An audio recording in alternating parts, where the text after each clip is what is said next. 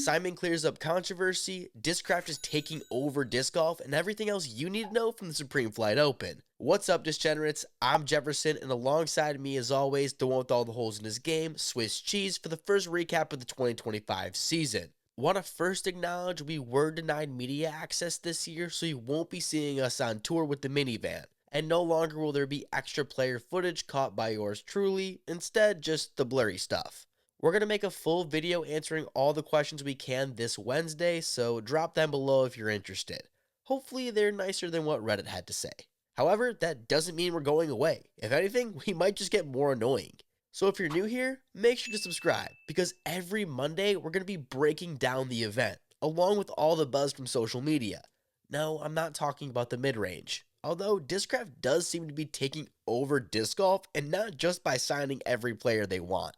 Having nearly all the lead card locked up the entire weekend speaks for itself. Some fans expressed they aren't quite digging the new Ricky Wysocki look, but make sure to let us know how you feel in the comments.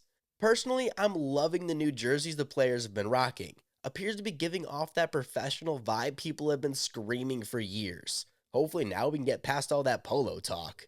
This is not only a good way to put more money in Discraft's pocket, but also builds on players' personalities. Drawing from favorite sports teams and also including numbers associated with accolades because jerseys need numbers after all. Does anyone else like to check Reddit live chat during the final round, or is that just me? It might just be too early, but feels dead this year. So Disgenerates, if you want a place to express how stressful it is being an AB fan, check out our Slack group in the description. There you can talk to other disc golf nerds all weekend long. Where else are you going to put your rant about the Simon Lizotte string incident? If for some reason you haven't been paying attention to the daily vlogs, then you may not have seen this clip. I mean, if only DGN would allow others to share clips of their product, you know, so others can try and get more attention to, again, their product. Fans have already expressed their opinions on the matter, but what I find more questionable is not allowing Simon's videographer to use his camera. According to the Pro Tour laws, we're obviously not allowed to have actual cameras out there. That's for the Disc Golf Network. That's for Jomez. So, phone from here, we're off to the course. So he's allowed to record on an iPhone, but not an actual camera? Why? If he's able to record, what's the difference in the quality? Feels like the dgpt is dropping the ball on organic ways to continue growing the sport. Remember when that was the goal? The dude has the most subscribers out of any other disc golf channel, including the DGPT, and has been the #1 player for how long? What's the point of shutting down content when it's going to directly impact the tour in a positive way? Who knows? Back to the controversy. Less surprising than the John Cena heel turn, here we are talking about spectator interference at the first event of the season. Some have taken the liberties of dubbing it as OB-gate. There have been mixed opinions among fans on social media. There's those that have taken the side that spectators need to get the hell away. Then there's those that realize that was a scorekeeper, and there's actually a reason for them to be there. Then you got the people making it clear that it was an innocent mistake from a literal child, so take it down a notch. Especially when this was Simon's reaction.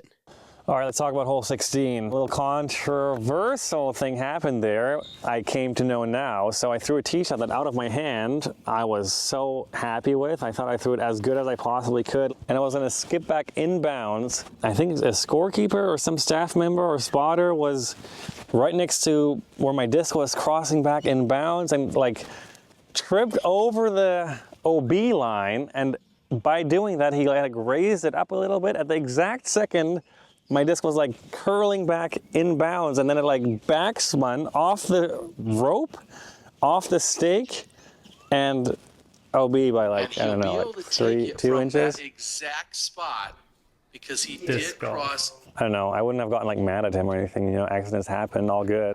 Clearly not a big deal, but still enough to mention since it was the most talked about thing from the weekend.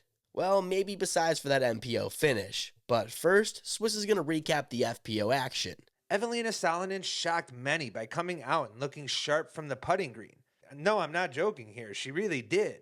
Was top 5 in C1X on day 1 as her putt looked not only crisp, but with plenty of conviction also. a dream scenario for many who have been waiting for this exact moment, and though she would fall short of the lead card, was still one of the biggest narratives. Understandable when she actually gained strokes on the field inside C1X over the first 2 days of the event. Sure, there was day 3, but we will get to that one later. Holyn Handley was the other, the promising player who many have been looking for more of that championship domination and less nerves. She came out to lead the event after the first round with a 5 under, overpowering the entire field in every statistic off the tee after day 1. Macy Veladiaz provided some solid play also, returning to the tour full-time after an interesting last year with the birth of her first child and a messy contract dispute. Veladiaz didn't miss a step, played within herself for the entire event, taking advantage and attacking where she could, while also controlling the damage when need be. And after day 1, the other thing that was made clear was the impact on hole 18, and it's shaping this entire event.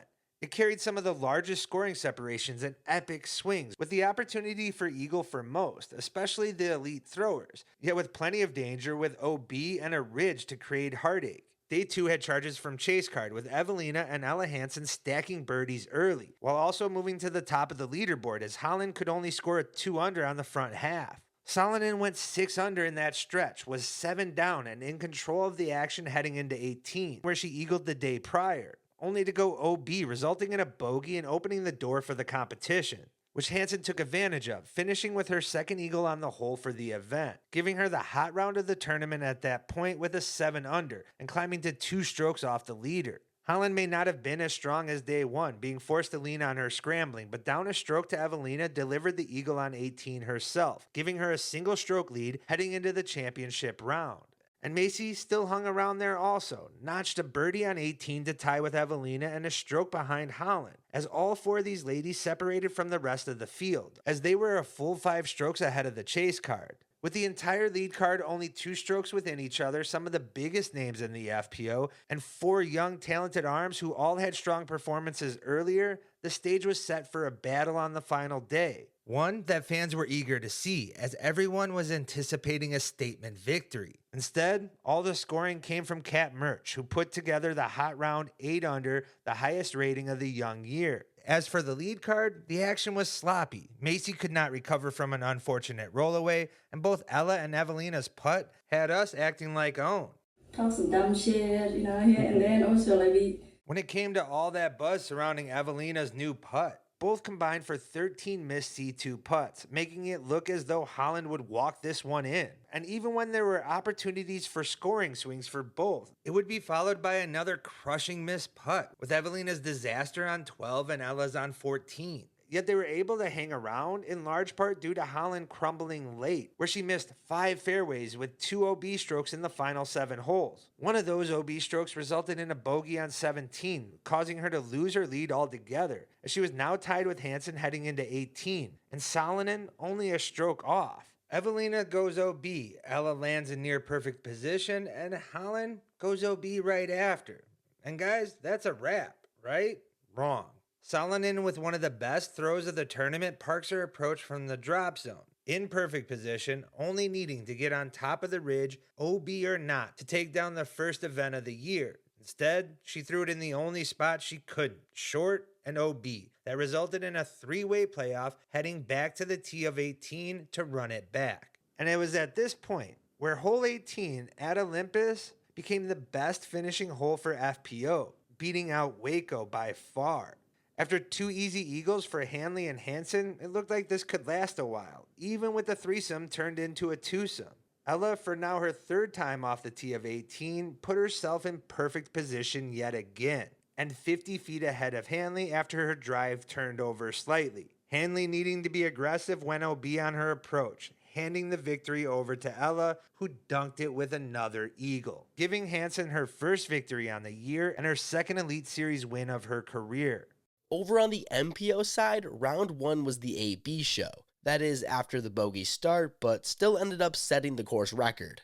Coming back, connecting on 4 birdies from circle 1 and a huge 56-footer on the tough hole 7, putting him 3 under for the front 9 and cruising from there.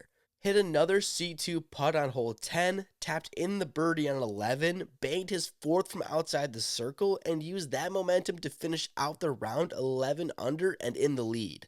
Ezra Robinson would fall short by just a stroke, but more impressively was able to stay clean the entire round. Missed a few from the green, but well in position to strike on day 2. Unfortunately for Ezra, AB would start his round with a turkey, extending his lead by 2 strokes. After a bogey on 4, Ezra needed to turn it up if he didn't want Barella to go back-to-back. A 26-foot birdie on hole 7 would be what he needed to get it going. Birdieing the next 4 holes, putting pressure on AB, who was making little mistakes as well. Both players would remain at the top after day 2, but Ezra would be trailing by 3 strokes. Also on the lead card for the first final round of the season were veterans of the game Paul Macbeth and Ricky Wysocki. Who says the old guys don't still got it? Spoke too soon as Paul hits us with a double bogey start. To be fair, still better than AB's hole 4. After starting off with a textbook birdie on hole 1, Barella would cool off. On hole 4, would find himself off the fairway on his drive, only to go out of bounds. Twice. Ezra, on the other hand, nailed a 50-footer through the trees to secure a birdie and the lead. Took another one on the very next hole and looked to be in position for the win. AB was doing his best to claw back, but the course wasn't doing any favors. High fives from trees to park job rollers putting him way out of birdie contention. Also, doesn't help when Ezra keeps on getting birdies. His momentum was as low as his drive on hole 9, kicking his disc all the way to the bottom of the hill. Barella clutched up and was still able to smack a huge 60-footer, making him even through the front. Headed to the back, Ezra was able to take strokes in holes 10 and 11 with birdies of his own. Makes sense when he led the field in circle 1 and 2 regulation, gaining 8 strokes tee to green. But importantly, he focused on limiting his mistakes in order to stay away from bogeys.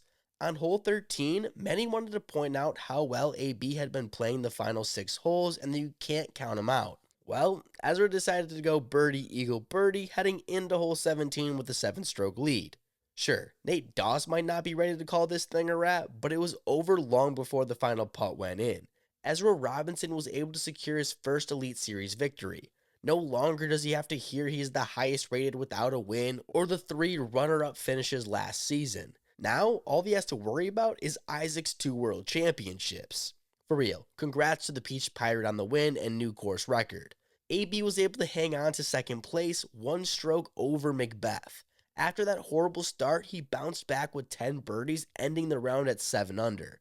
2 strokes better than teammate, and yes, I said teammate, be mad about it, Ricky Wysocki, or as PDGA likes to call him, Richard.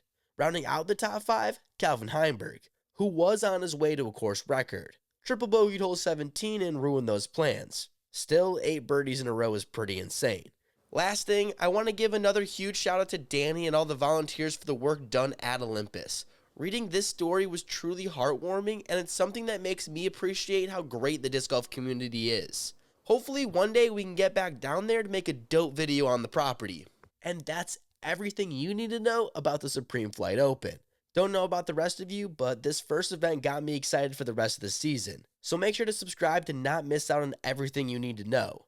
Big shout out to everyone over on Patreon who has continued to support the disc golf world. If you want more unfiltered content, that's the place to find it. Also, you'll have first dibs on exclusive discs such as these Crystal Confetti Buzz SS's that are money. Appreciate each and every one of you helping us out on this wild journey.